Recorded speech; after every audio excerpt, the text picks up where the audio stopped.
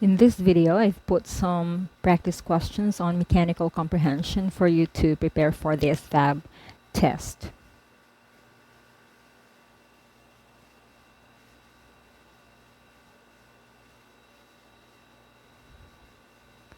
A blank should be applied if gear shafts are not parallel to one another. Third gear, shifting gear, bevel gear, or stopping gear. The answer here is a bevel gear. A bevel gear is the only one that can rectify troubles with parallel gears. Though this is an additional gear, it is not called a third gear, a stopping gear, nor a shifting gear. Which of the following quantities does a wheel and axle help to decrease if the input force is being applied to the wheel part? Distance of force, input force, output force, or work? The answer here is input force.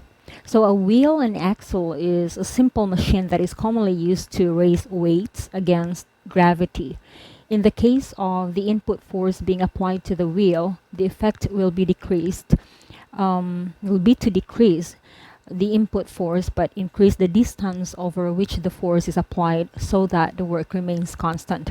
So this increases the output force of the axle to raise heavier objects while applying a smaller force. Some examples of wheel and axle machines are cars, windmills, and Ferris wheels. What is the function of a vise in mechanical applications? So the purpose of a vise is to arrest movement entirely, holding an object in a single space. Vices are not used to forward movement, nor are they used to simply slow down efforts. While vices can provide stability through their ability to arrest movement, they do not function in the same way as table legs, but must instead rely upon a base. So the answer here is vices, this one. In mechanical applications, vices are used to arrest motion. A hydraulic jack performs the task of moving objects by utilizing oil. Because oil cannot be compressed, pressure is placed upon the oil, resulting in a lifting motion, using a pulley system to lift items, using a corkscrew-like effect to function, or pressing together two interfacing parts to increase height. The answer here is utilizing oil. Because oil cannot be compressed, pressure is placed upon the oil, resulting in a lifting motion. So the use of oil here is the only answer that accurately describes the motion and mechanics of hydraulic jacks. These types of jacks work by applying Pascal's principle, in which the pressure applied to a fluid in a closed container is transmitted uniformly to all its points. Then pressure is applied to the oil in a small pump plunger and is transmitted to a cylinder that lifts the weight.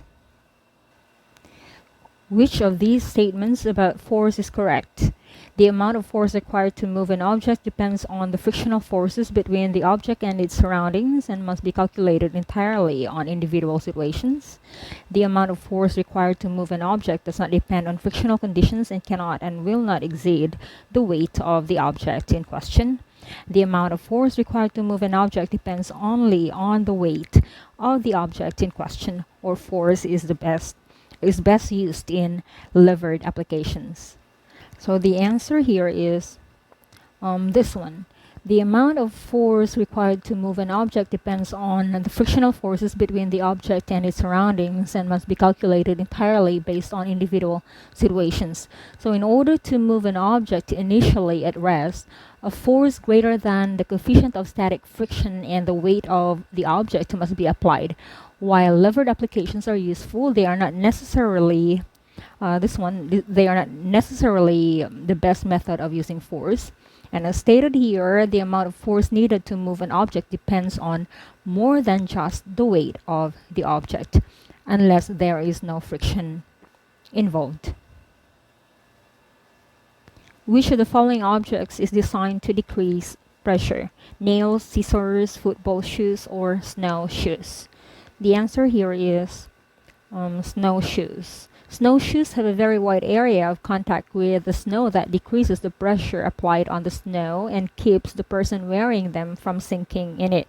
On the other hand, nails, scissors, and football shoes are designed to provide a very small area of contact, which increases pressure and allows them to perform their desired function.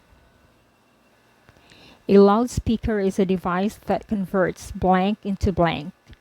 A loudspeaker is a device that converts electrical energy into sound energy.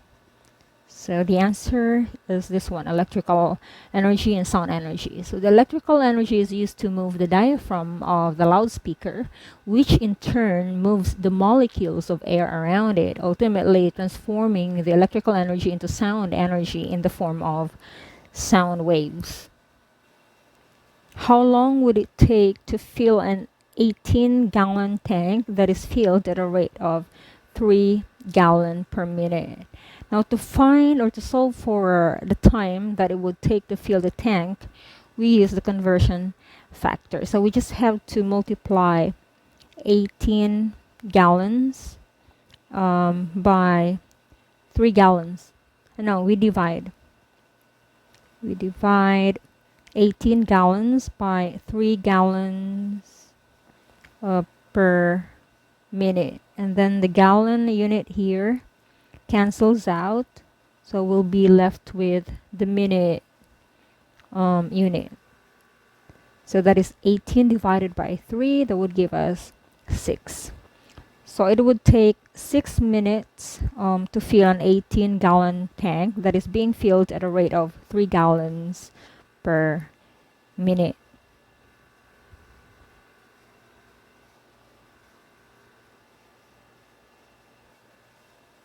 What purpose does an inclined plane serve? An inclined plane is a tilted surface designed to aid in supporting or transporting a load. An inclined plane is intended to aid only in unloading merchandise. Inclined planes are tilted surfaces designed to assist in suspension. Inclined planes are not useful implements and have been replaced by more effective methods of transportation. The answer here is this one. An inclined plane is a tilted surface designed to aid in supporting and transporting a load. So inclined planes serve many purposes, including the use as wheelchair ramps, and do not merely apply to the unloading of merchandise. They are quite useful in transportation as they readily bridge significant gaps in height and can support heavy loads. If two workers are carrying a single load with the assistance of a board or plane, how should the load be placed to ensure an entirely equitable division of effort? The cargo should be held directly rather than placing strain on a board or plane. The load should be placed directly in the middle of the board or plane to ensure equal labor division between workers. The load should be placed the same length from one side as the load is long, such that if the load is 3 feet wide, it should be placed 3 feet from the edge of the plane, or the load should be placed closer to one end to prevent bowing of the plane. The answer here is this one. The load should be placed directly in the middle of the board or plane to ensure equal labor division between workers. So planes are useful to carry weights, but the load must be placed square in the middle of a board or plane to ensure that both parties are carrying the load shoulder an equal weight burden. Placing the load closer to one side will result in greater strain placed upon one worker.